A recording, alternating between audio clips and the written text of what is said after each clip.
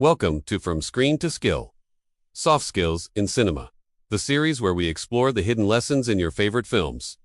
What soft skills do iconic characters master, and where do they fall short? Let's break it down and bring these cinematic lessons into the real world. Today, we're looking at Aragorn, a ranger, a reluctant king, and a powerful example of emotional intelligence and leadership under pressure. In the epic saga of The Lord of the Rings, Aragorn emerges as a beacon of soft skills in action. But what exactly does that mean? Let's break it down. First up, leadership. Now, Aragorn isn't your typical movie hero. He's not a king by birthright. In fact, he spends much of the story as a humble ranger, known by a different name. Yet when the call for leadership arises, he answers without hesitation. He rallies the men of the West, inspires the elves, and even commands the respect of the dwarves. His leadership isn't about power or control. It's about service. He's a leader by presence, not by position. He leads by example, charging into battle alongside his men and sharing their hardships. His ability to connect with people from all walks of life, to understand their motivations and fears, and to inspire them to be their best is truly remarkable. Next, emotional intelligence. Aragorn is a master of reading the room. He understands the emotional landscape of those around him, knowing when to offer words of comfort, when to share a joke, and when to remain silent. With Frodo, he recognizes the immense pressure the young hobbit is under and offers words of encouragement and support. He's also aware of the skepticism and fear harbored by some of the men, particularly Boromir, regarding the wisdom of their quest. In a pivotal scene, Aragorn addresses these doubts head-on, reminding them of their heritage and the good that they can still achieve. His emotional intelligence is instrumental in keeping the fellowship together, guiding them through the perils of their journey. But it's not just about understanding others.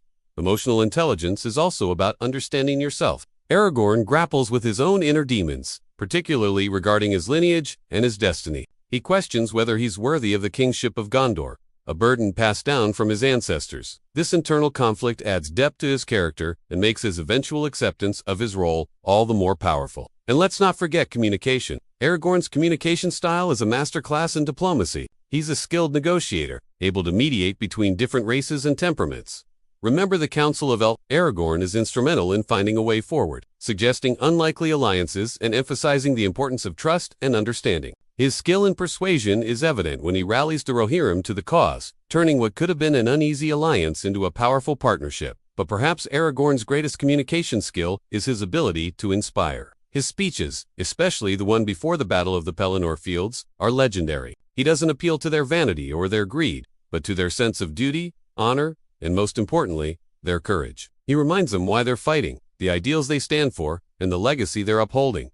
Finally, adaptability. Aragorn's ability to adapt is nothing short of extraordinary. He seamlessly transitions from being a humble ranger to a beacon of hope for Gondor. When the time comes, he sheds his old identity, revealing himself to be Aragorn, son of Arathorn, rightful heir to the throne of Gondor. He adapts to his new role with ease, donning the royal garments and wielding the legendary sword. And he also shows remarkable flexibility in his strategies. Initially, he supports the idea of sending the Ring of Power to Rivendell for safekeeping, only to change his mind when he realizes the danger it faces. He's also quick to adjust his plans based on the advice of others, such as when he accepts Faramir's suggestion to send a message to the Rohirrim for help.